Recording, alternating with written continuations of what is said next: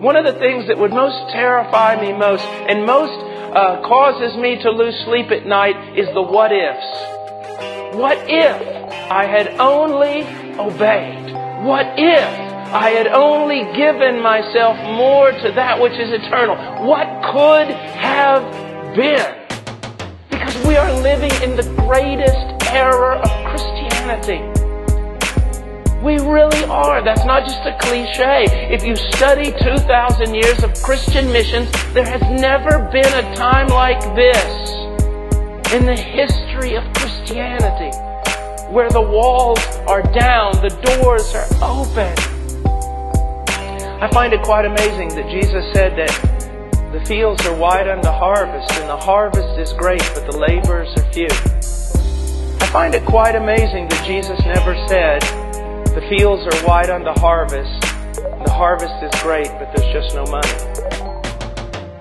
Do you realize that you have nothing? That you are not your own? That everything that you have has been given to you for only one purpose, and that is the glory of God through the extension of His kingdom? Jesus told the Pharisees, He said, you say that the sky is red in the morning and that it's going to be bad weather. And you say, well, the sky is so much in the evening and it's going to be good, and so on and so forth. But you cannot discern the time that the Messiah is standing right here. And as He talks to you, you don't hear His words, but you just ask for another sign that if He gave you, you wouldn't listen to anyways, because He's going to give you the sign of Jonah. He's going to resurrect from the dead, and even then you will not believe. As a matter of fact, even if a man came out of hell and spoke to you about these things, you would not believe them. You see, it is discerning the times. Because the Christians in America are so separated from Christian history. See, one of the greatest things the devil can do is separate you from your history. Because if he separates you from your history, you don't know where you're at. And you can't discern the times. And you don't know where you're going. And you have nothing with which to measure yourself to see whether or not you're really walking with God or not.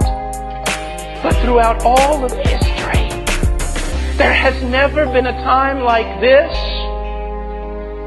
It is an answer to thousands, maybe even millions of prayers. And yet we say the time has not come. Even the time for the house of the Lord to be rebuilt.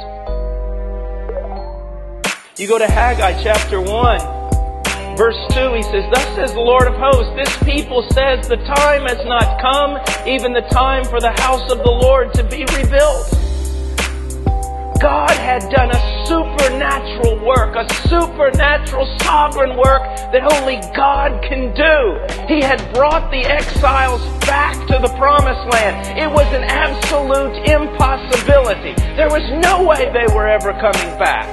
It just can't happen. Pagan kings don't act that way. But God intervenes because the very heart of a king is in His hand and He turns it like a river.